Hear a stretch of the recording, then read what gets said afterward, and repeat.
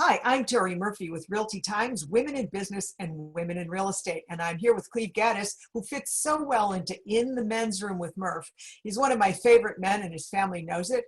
He's a brilliant master coach with Workman Success Systems, a trainer and a speaker and a radio host for his own show in Atlanta.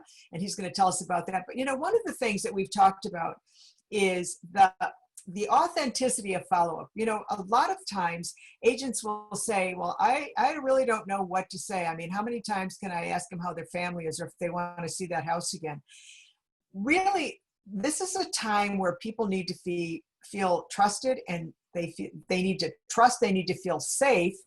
And it has to be relevant, because if they smell commission breath, it's just not authentic. How do you help people understand the help piece here? So thank you very much, and I appreciate you having me. It's always a pleasure to be with you. Early in this process, I would get people who I regularly buy something from. So for example, somebody who's selling me airtime for commercials, and they're following up and they're reaching out and they're saying, hey, Cleve, and I can picture this music playing in the background, little violin playing. I mean, hey, Cleve, I wanted to reach out, let you know how much I'm thinking about you, how much I care about you. And man, just let me know if there's anything I can do. And so if I thought to myself, BS, I think you would know what I mean when I'm thinking BS. Here's what I'm thinking. I'm thinking this person is following up with me to make sure that I don't die so I can keep giving them money after the coronavirus is over.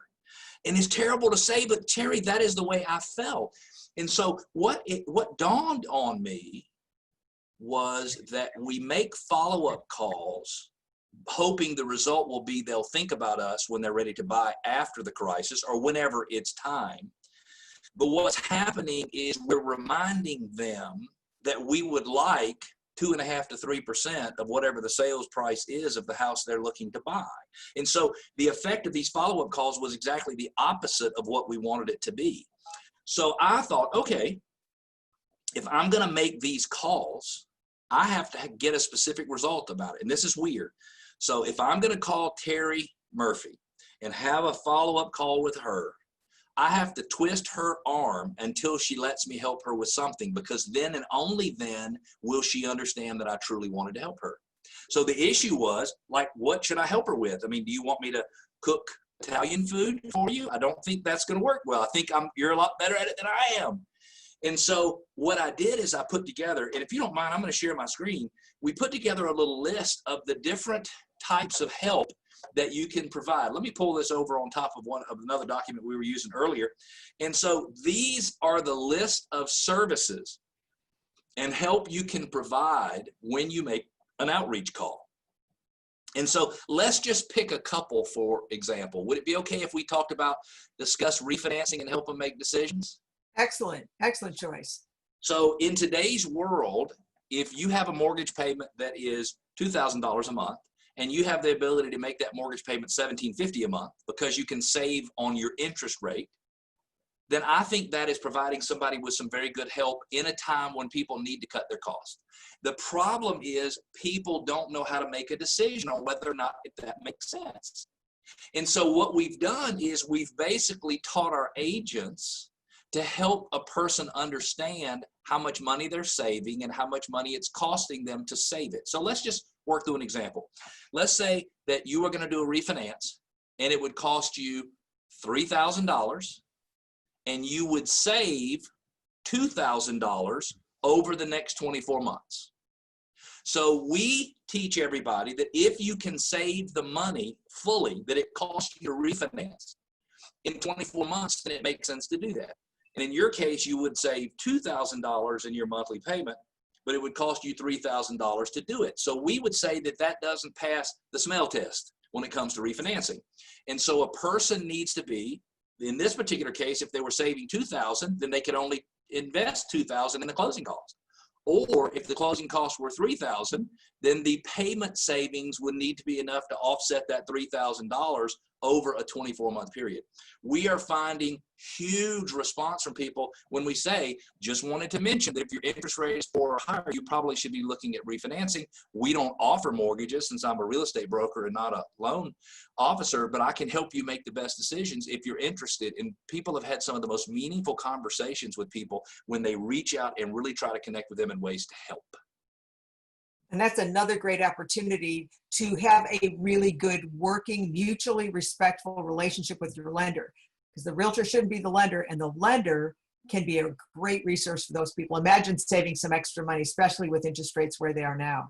So, but I want to just mention one thing. So most real estate agents are too afraid to have meaningful discussions about mortgages.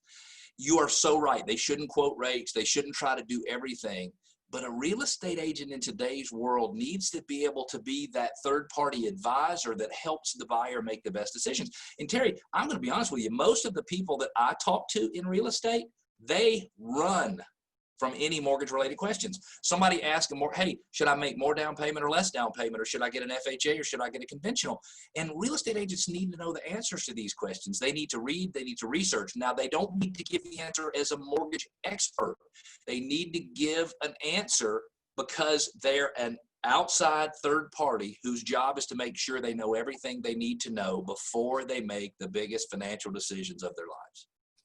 And wouldn't it make sense to do a Zoom call and bring that lender in to answer the question in that moment at the height of their interest and of their need? Yeah, and it's so interesting. So most people have a hard time pushing their clients to use their preferred lender. And it's because they feel a little bit guilty. But if your lender is going to give them a good rate, there's no reason to feel guilty. So here's what I recommend people say. Hey, I've got my lender on. His name is John. And John gives the information and we talk about mortgages. And I tell the clients this, I say, look, you might as well go ahead and make full application with John. And I know you might not want to feel stuck with him because, somebody else might be able to give you a better rate.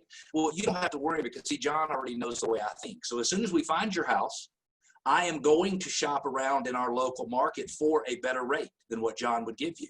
And if we can find it, it's not a problem because we're going to call John together and we're going to say, here's what we can get from somebody else. Can you meet it or can you beat it? The reality is, and I'm not telling anybody anything they don't already know, they all get their money from the same place unless they're credit union or somebody that's portfolioing, easy for me to say, the loan. And so help your client understand that you're going to make sure they get the best deal anyway. And somebody said to me, well, how can you say that? I said, I can say it because it's true. And the lender knows that I'm going to help the buyer search for the best rates. And the lender is most appreciative that if we can find a better rate, I'm telling the client to go back and ask the first lender to match it, which is really all they want anyway, because almost always they can. Exactly. Now, you also did some information about outreach and what to say and what to say when you follow up on help services. You Yes. talked about unemployment rates and how it was hyperlocal in your area. So it's very interesting. So we've been monitoring we don't call it the unemployment rate. We call it the employment rate. Okay. And so this data is a week old, but at the beginning of this year, 9.5 out of 10 people who wanted a job had a job. 2 weeks ago, 8.2 out of 10 people who wanted a job had a job. And so, Terry, there were a bunch of prospects. We used some artificial intelligence to follow up with people in our database who might be thinking of selling. And these are people who I know. I've already sold houses for them or helped them buy something in the past. But there were 6 or 7 people, they would not respond to me for any reason because I was just following up, hey, what's going on? But I changed my tune a week ago and I sent them a text message and I said, hey, I'm tired of people spreading all negative news. I want to spread some good news. I did some research and 8.2 people out of every 10 people who want a job have a job. Every single person, Terry, who had not responded to me before responded, all of them. Because I was just giving them some information. I was just giving them a service. There was no obligation, no expected reciprocity, no nothing. I was just trying to help them. And it made all the difference in the world, all the difference in the world. Well, it also points to you as being, again, the celebrity authority. You understand you're a trusted resource. What's going on? You're paying attention. And it really, it dispels commission breath.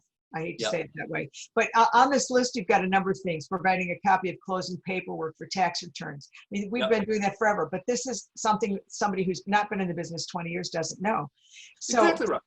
really a great idea. So what would you go ahead and tell broker owners, broker managers, team leaders, and agents today on how to extend and get really effective with help services? So today, at least for the next couple of months, I'd focus almost fully on any of the forbearance programs that are offered by the government. So the reality is that the forbearance options that are being offered today, Terry, they don't make any sense. Two of them don't make any sense at all. So when you call your servicer for your Fannie or Freddie back loan, they're going to offer you one of three options. One says we're going to let you miss the payments for the next 90 days, but on the 91st day, all of the payments are due. Yikes. The second option is we're going to reduce your payments in half. So your payment was $2,000. We're going to make it $1,000. We'll do that for 3 months, and then we're going to take that $3,000, 1,000 times 3, and we're going to add it to the $2,000 that you couldn't pay before. We're going to add the amount you're in arrears, and you're going to pay it back in the next 12 months. Well, see, that's a problem. If you don't have the money to make your payments, you probably don't have, starting the 4th or 5th month, all of the payments you should have made plus 1/12 of what you missed. So the third option, Terry, is we're going to take those payments. We're going to forgive those payments at this point. We're going to excuse those payments. We're going to skip those payments. Forgive is not the right word. And we're going to add those payments to the end of your loan. That's what most people think they're getting, but that's not what they're being offered. And so if you do some research, and we'll have, by the way, a sheet that will outline all the forbearance options. We'll have one through Workman ready in the next few days that we're happy to share. But I think we can educate people. 7 million homeowners have applied for forbearance. 7 million. I read that in Forbes magazine or something the other day. Amazing. 7 million people, 7 million homeowners. So there you go. So we'll check back with you to get a copy of that. And Cleve, I want to thank you for joining us today. My pleasure. Real ways to outreach with real strong authenticity and relevant information to help people build that relationship and show them that we're here to help and really here to help. We are. Tell us how to reach you and to get you for speaking, training, consultations. Oh, thank you very much. So if you love what you listen to, you can listen to my podcast. You can go to Apple Podcasts, Stitcher, or iTunes and just search for Cleve Gaddis. That's C-L-E-V-E, short for Cleveland.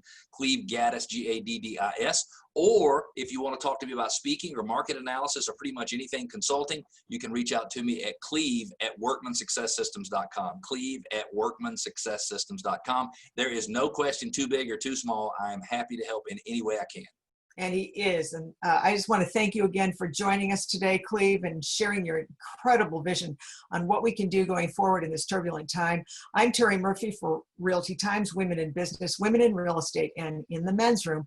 Thanks for joining us. Join us again for another segment coming up on Realty Times.